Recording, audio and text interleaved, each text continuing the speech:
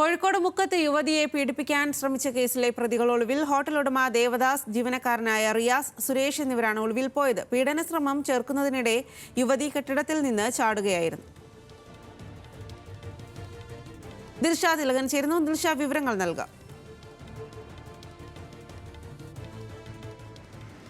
സ്വാതി, ശനിയാഴ്ച രാത്രി 11 മണിയോടെയാണ് ഈ ഒരു സംഭവം ഉണ്ടായിരിക്കുന്നത്. കോഴിക്കോട് മുക്കം മാമ്പറ്റയിൽ പുതിയതായിട്ട് പ്രവർത്തനം ആരംഭിച്ച ഹോട്ടലുണ്ട്. സങ്കേതം എന്നാണ് ആ ഹോട്ടലിൻ്റെ പേര്. ആ ഹോട്ടലിലെ ജീവനക്കാരിയായ പയ്യന്നൂർ സ്വദേശിനിക്ക് നേരെയാണ് ഈ ഒരു അതിക്രമം ഉണ്ടായിരിക്കുന്നത്. ഹോട്ടൽ ഉടമയും 2 ജീവനക്കാരും ചേർന്ന് തന്നെ പീഡിപ്പിക്കാൻ ശ്രമിച്ചു എന്നാണ് ജീവനക്കാരി മുക്കം പോലീസിന് മൊഴി നൽകിയിരിക്കുന്നത്. ഈ പീഡന ശ്രമം ചെറുക്കുന്നതിനിടെ യുവതി കെട്ടിടത്തിൻ്റെ മുകളിൽ നിന്ന് താഴേക്ക് ചാടുകയായിരുന്നു.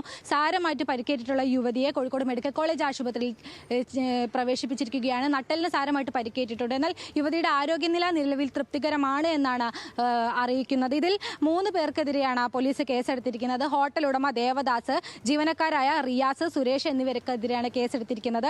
നിലവിൽ അതിക്രമിച്ച് കടക്കൽ, അതുപോലെ തന്നെ സ്ത്രീകളെ ഉപദ്രവിക്കൽ എന്നീ വകുപ്പുകൾ പ്രകാരമാണ് കേസെടുത്തിരിക്കുന്നത്. എന്നാൽ ഈ പ്രതികൾ ഒളിവിൽ പോയിരിക്കുകയാണ്. പ്രതികളെ കണ്ടെത്താൻ പോലീസിനായിട്ടില്ല. അന്വേഷണം പുരോഗമിക്കുകയാണ്. ഈ പീഡന ശ്രമം ചെറുക്കുന്നതിനിടെ യുവതി കെട്ടിടത്തിന്റെ മുകളിൽ നിന്ന് താഴേക്ക് ചാടുകയായിരുന്നു. നട്ടലിന് ഗുരുതരമായിട്ട് പരിക്കേറ്റിട്ടുണ്ട്. യുവതി ചികിത്സയിൽ തുടരുകയാണ്. എന്തായാലും ഈ ഒളിവിൽ പോയ പ്രതികൾക്കായിട്ടുള്ള അന്വേഷണം ഊർജിതമാക്കിയിരിക്കുകയാണ് പോലീസ്. ശരി ദിൽഷ.